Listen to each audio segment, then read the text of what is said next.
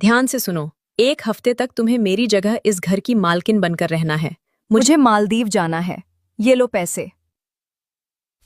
माँ के इलाज के लिए मुझे ये नाटक करना ही होगा। तुम फिर से जाग रही हो?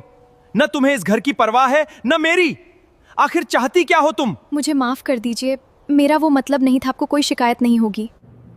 ये सब तुमने बनाया है? आज पहली बार लग रहा है कि इस बड़े से घर में मेरा कोई अपना भी है। हे भगवान, मालकिन ने तो सिर्फ 1 हफ्ते घर संभालने को कहा था। मैं इनके साथ एक ही बिस्तर पर कैसे सो सकती हूँ? मुझे बाहर जाने का कोई बहाना बनाना ही होगा। इतनी रात को उठकर कहाँ जा रही हो तुम? कहीं नहीं, बस पानी पीने का सोच रही थी। मैं यहीं हूँ। हे भगवान, ये क्या हो गया?